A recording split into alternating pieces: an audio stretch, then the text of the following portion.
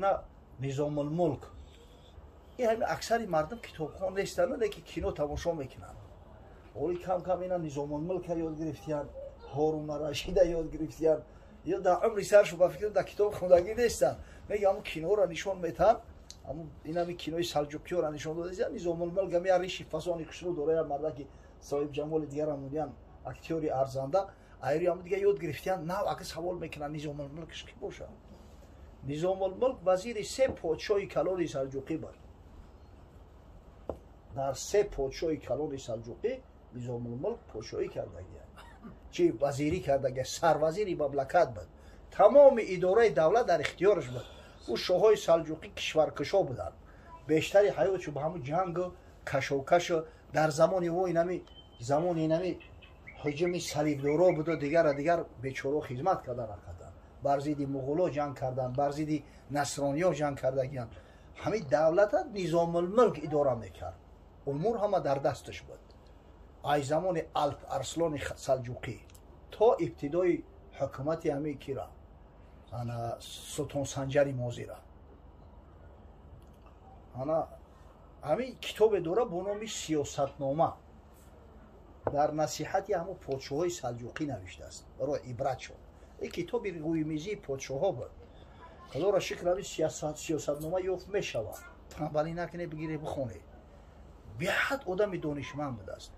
بعضی قصه های عجیب حیاتی آوردگه، افسانه نه، قصه های حیاتی.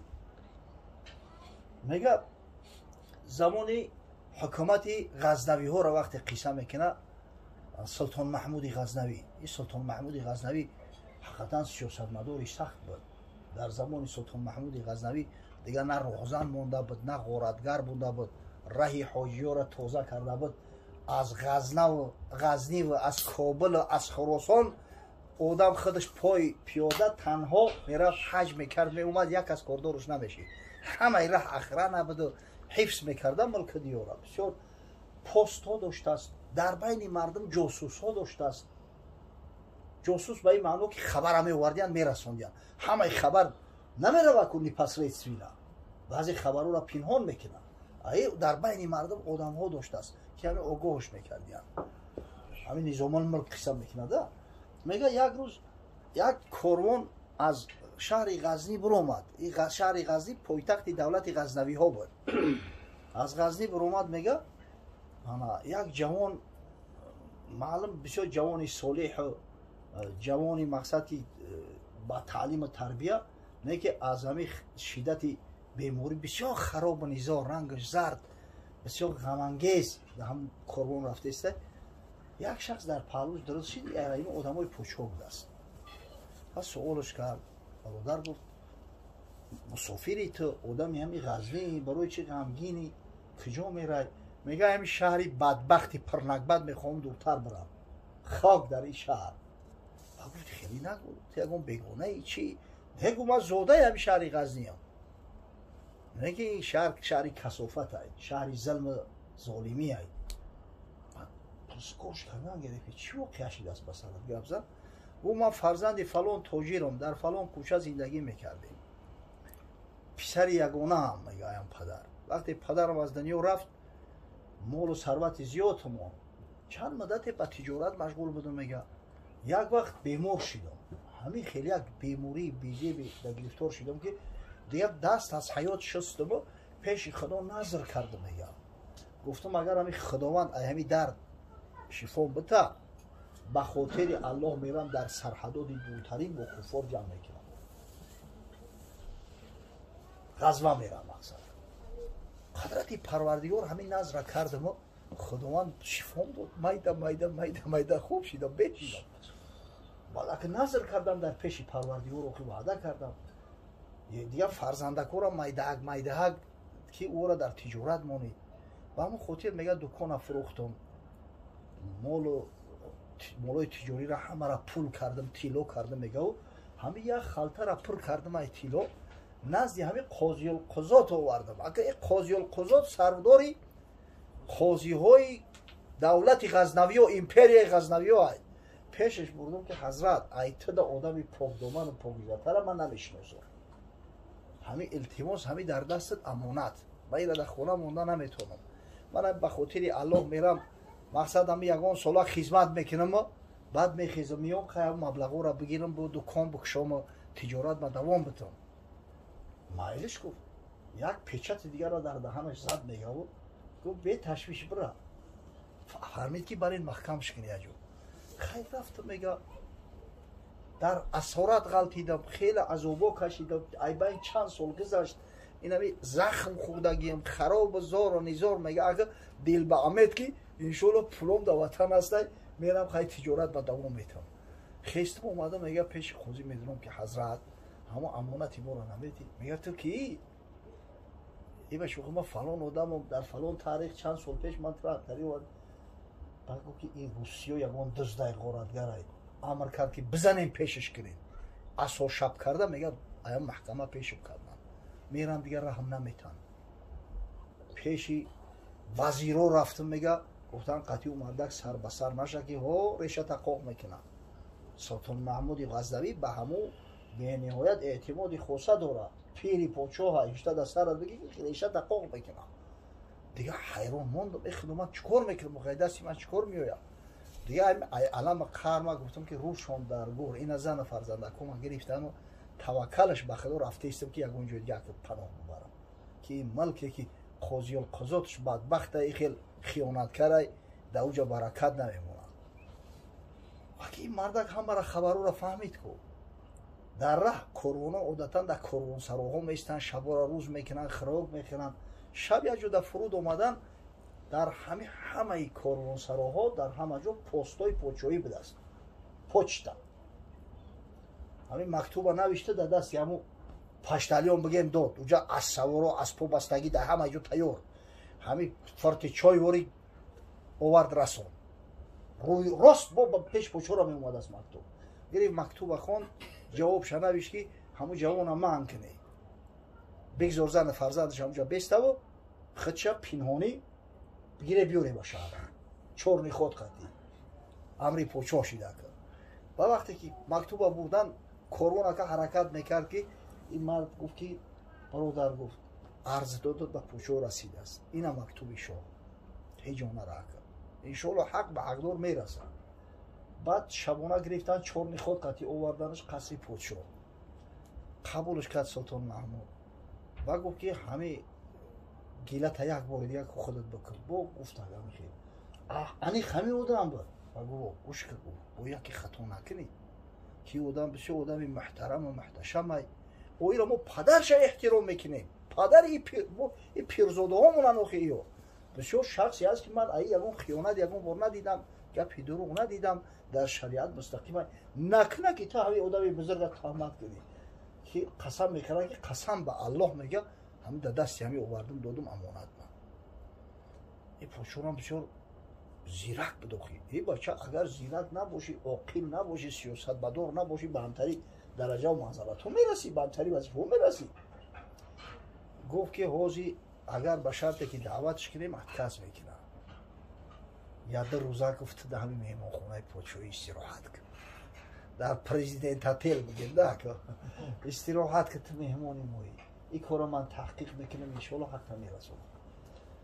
بعد خودش روزی دیگر ابو شیخ فیرود کرد خوزی القضات یا چوی بریز گفت حضرت انا شب خواب دیدم بسیار خوابی حولناک دیدم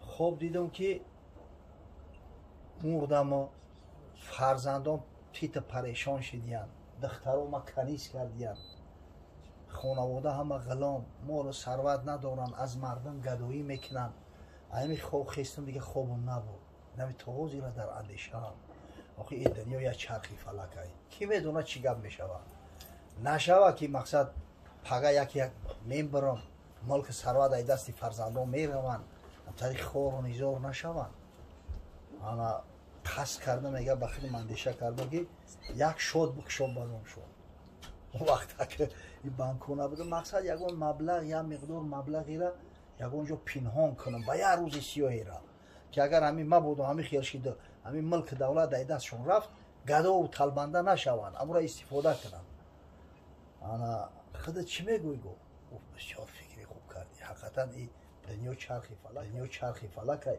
و ما تدری نفس ماذا تکسب غدا و ما تدری نفس بأی ارض تموت. کسی نمیدونه که پگاه با او چی واقع ارخ میته، کسی نمیدونه که در کجا میبره، به چه حالت میبره. بسیار فکری خوب. بگو حضرت ایمی خود دا آدم پاکیزه و پاک رفتار من نمیشناسم و نمیدونم. میگم من مبلغو را دستی خود دا بتم و دل جون ما در خدمتیم.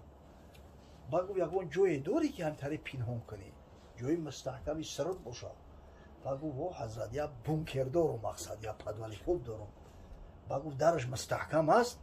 بگو دری روحانیه. گو به هر وجه صورت همو خلفوش دیگر کن، خلفوی مستحکم کن. بیو خبرم که مبلغی کلو نگفت. یعنی در حال رفت همه خلفو را ایسری رفت دیگر اون کرده خیست که در خدمت تیاریم حضرت. گفت ایجا گپ در برای میلیون ها می روه، هزار ها.